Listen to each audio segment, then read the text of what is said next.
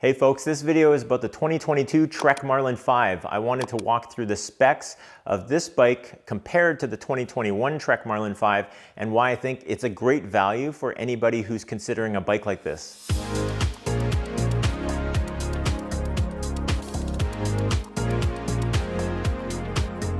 So first of all, my sons both have Trek Marlin 5s. This is my oldest son, Zach's bike. He's been riding it for about 6 months now at this point, and he's put it through its paces. He's been riding it pretty hard on the trails, and I think he's really tested the components on the bike. So I think it's a really good way to look at what you're gonna get out of a bike like this.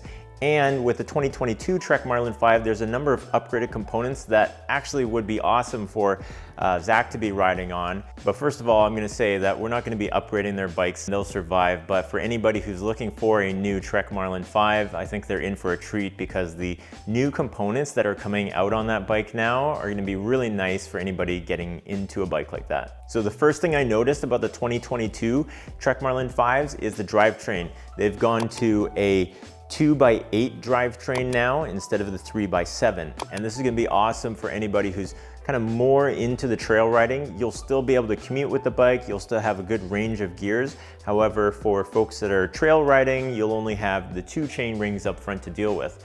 For Zach's bike in particular, that would have been awesome.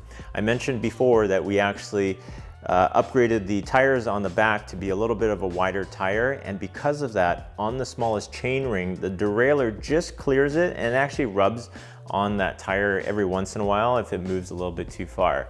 Having the 2x8 drivetrain simplifies things a little bit more. Not quite a 1x. You can upgrade into one of the higher end Marlins if you want the 1x. However, for this price point, this is a great way to get people into trail riding, but still have a bike that you can do some commuting with.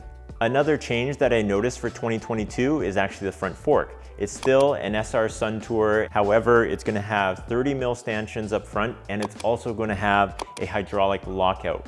Again, for somebody trail riding like Zach, when he's riding uphill and he's doing the climbs, it would be nice for him to have that lockout on his bike. Again, we're not gonna upgrade his bike, but for anybody who's looking at the 2022, you're in for a treat with that. The travel on the front fork is still gonna be the same on the small, medium, large, and bigger sizes. It's gonna be 100 mil travel and still 80 mil on the smaller bikes, the extra small and the extra small, which does exist now. I noticed that there's an even smaller size, and that one actually has 26-inch tires on that one.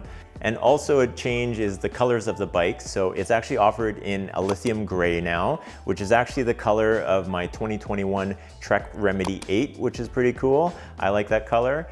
There's also a really nice red. There's an azure, kind of cloud blue color as well.